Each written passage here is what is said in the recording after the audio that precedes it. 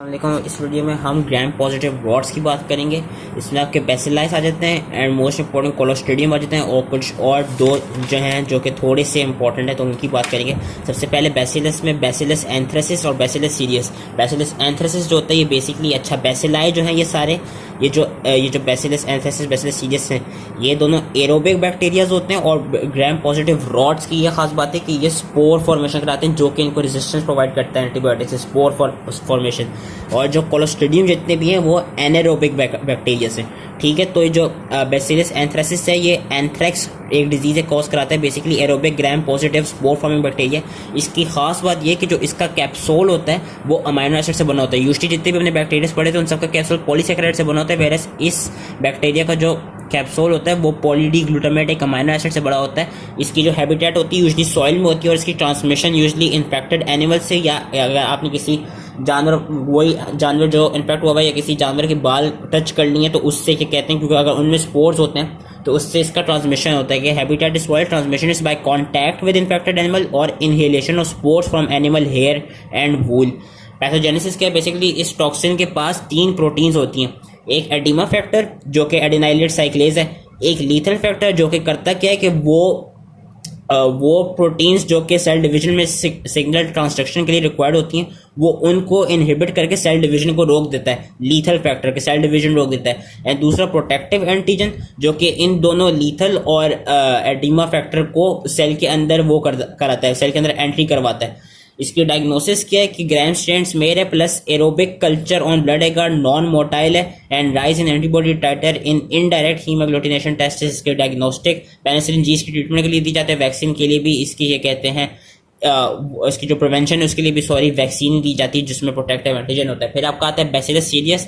ये basically food poisoning कराता है और ये होता है इसलिए कि ये क्योंकि यूजुअली ये चावलों में जो ग्रेन्स होते हैं सच एज राइस उनके अंदर ये पाया जाता है। तो इसकी बेसिकली यही, अगर आपने चावल सही से ना उबाले हो और कच्चे चावल एक तरह से आप खा लें तो उसमें हो सकता है कि उसमें ये आपकी बॉडी के अंदर चला जाए, फूड पॉइजनिंग कराएगा। एरोबिक है gram positive spore forming rod है। इसके जो क्योंकि इसका जो एक्सो जो वो हैं ये 2 तरह के एंटेरोटॉक्सिन्स प्रोड्यूस करता है और वो जो 2 तरह के एंटेरोटॉक्सिन है उनमें से एक एंटेरोटॉक्सिन कॉलरा के टॉक्सिन की तरह एक्ट करता है और जो दूसरा एंटेरोटॉक्सिन है वो स्टेफिलोकोकल एंटेरोटॉक्सिन यानी सुपर एंटीजन की तरह वो एक्ट करते हैं। ट्रीटमेंट से सिम्टोमेटिक है, लेबोरेटरी डायग्नोसिस का कोई है नहीं, प्रिवेंशन भी इसकी कोई है नहीं।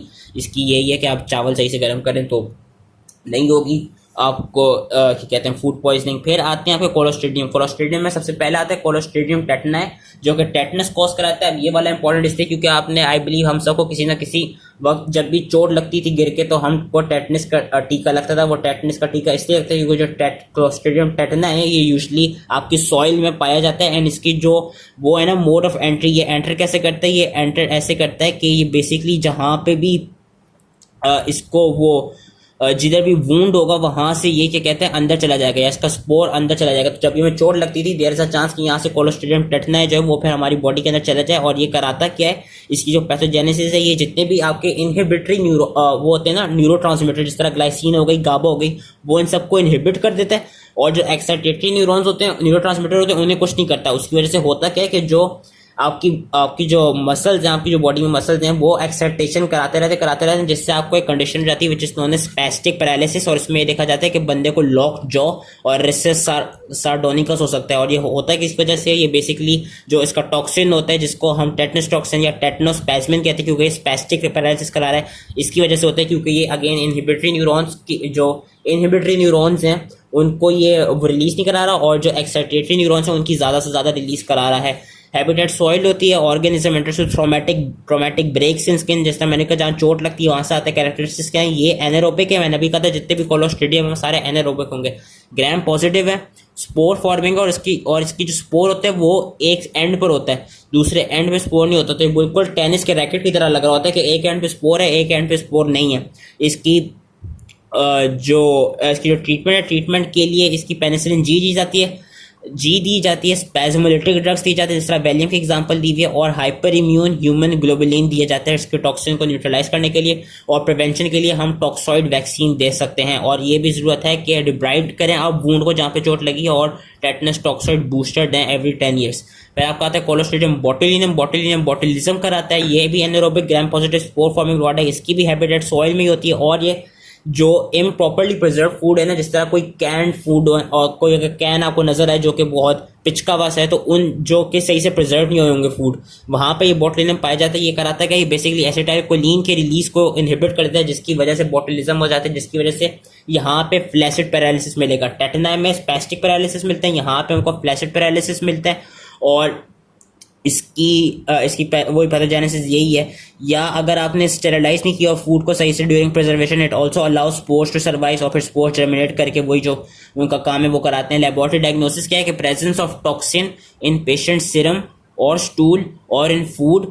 ट्रीटमेंट क्या है कि anti toxin to type A, B and E जो कि हॉर्सेस में मेड किए हैं, और उसकी हम प्रिवेंशन कैसे करा सकते हैं। एक तो ये कि आप जो फूड है उनको सही से प्रिजर्व करें, और ये कहते हैं कुक जो होम कैंड फूड है इसकी वही है, क्योंकि यूजली ये जो सॉइल में होता है तो इसकी सॉइल से रिलेटेड इतनी प्रिवेंशन नहीं, लेकिन ये क्योंकि ये आपका इम्प्रॉपरली प्रिजर्व फूड में भी पाया जाता है, तो वहाँ पे उसकी जो मोड ऑफ ट्रांसमिशन उसका वही है कि it is transmitted through improperly preserve food.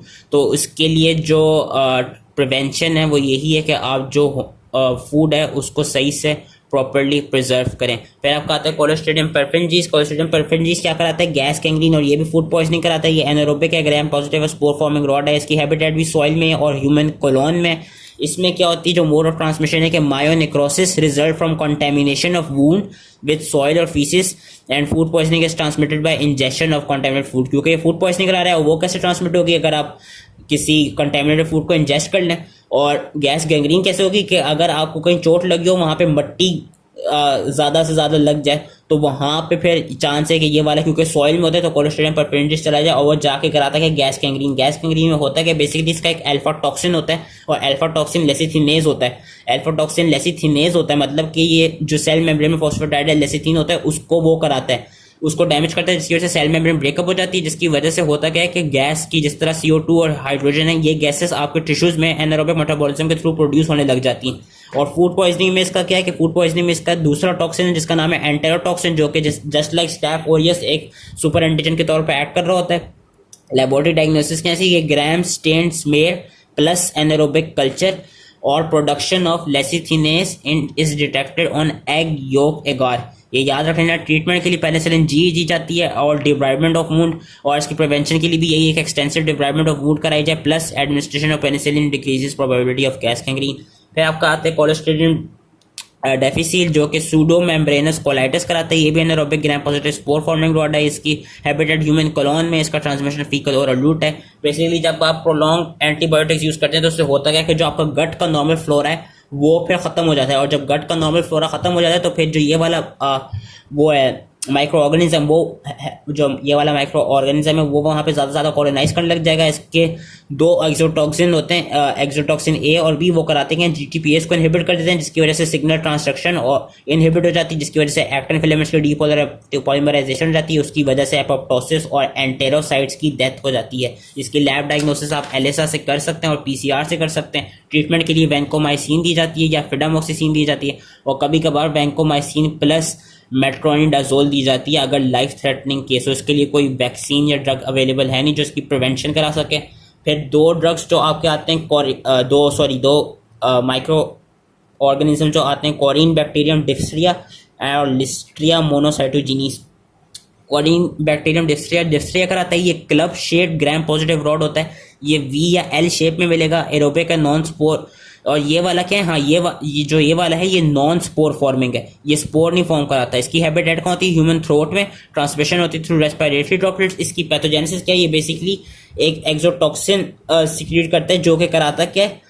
Protein synthesis की इनहिबिशन करा देता है। कैसे? वो जो इलोंगेशन फैक्टर 2 होता है वहां पे ADP राइबोस ऐड कर देता है। इसके दो कंपोनेंट्स होते हैं इस टॉक्सिन के, एक सब यूनिट A जो कि ADP राइबोसिलेटिंग एक्टिविटी वो करता है, ADP राइबोसिलेटिंग एक्टिविटी की प्रेजेंस होती है, और एक सब यूनिट B जहां पे जिसके पास ये एक्टिविटी होती है कि it binds the toxin to cell surface receptor. Lab diagnosis की क्या है? Gram stain smear and culture black colonies on tellurite plate. ये इसकी याद रखनी है कि टेल्यूराइड प्लेट पे ब्लैक कॉलोनीज मिलती हैं। ट्रीटमेंट के लिए भी पेनिसिलिन जी दी जाती है, और प्रिवेंशन के लिए इसकी टॉक्सॉइड वैक्सीन यूज की जाती है। फिर लास्टली आपका आता है लिस्टेरिया मोनोसाइटोजिनीस।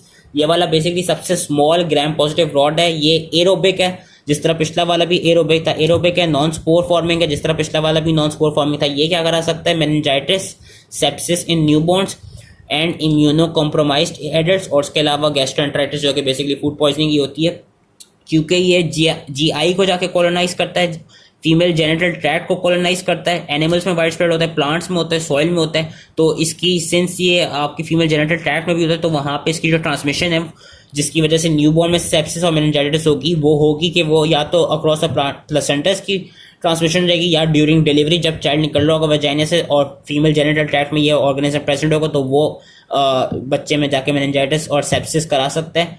और इसकी इसकी एक और चीज़ ये देखी गई है कि वो पेशेंट्स जिनको आप अनपेस्चराइज्ड मिल्क प्रोडक्ट्स दें, उनमें क्या कहते हैं फूड पॉइजनिंग देखी जाती है, या उन फीमेल्स को जिनको आप अनपेस्चराइज्ड मिल्क प्रोडक्ट्स दें, उनमें फिर क्या कहते हैं इसकी वो देखी जाती है, डिजीज देखी जाती है कि outbreaks of sepsis in neonates and gastroenteritis in general population are related to injection of unpasteurised milk products. इसकी पैथोजेनेसिस क्या है कि इसमें जो लिस्ट्रियोलाइसिन होता है वो एक एक्सोटॉक्सिन के तौर पे एक्सोटॉक्सिन होता है, और वो सेल मेम्ब्रेन को डिग्रेड करा रहा होता है। इसकी लैब डायग्नोसिस क्या है कि Gram stain smear and culture small beta haemolytic colonies on blood agar, क्योंकि ये है ही स्मॉल माइक्रोबैक्टीरियम। ट्रीटमेंट के लिए एम्पिसिलिन दी जाती है विद या विदाउट जेंटामिसिन जो कि अमाइनोग्लाइकोसाइड है। प्रिवेंशन के लिए क्या है कि प्रिवेंशन के लिए जो प्रेग्नेंट वुमेन है और जो इम्यूनो कॉम्प्रोमाइज पेशेंट्स हैं उनको अनपेस्चराइज्ड मिल्क प्रोडक्ट्स और रॉ वेजिटेबल्स इंजेस्ट नहीं करनी चाहिए। और ये भी देखा गया है कि जो इम्यूनो कॉम्प्रोमाइज पेशेंट्स हैं उनमें प्रिवेंट करने के लिए आप ट्रिमेथोर्पिन और सल्फा मिथॉक्साजोल भी देते हैं। तो that was it. I hope इसकी समझ आ गए हो एंड थैंक यू।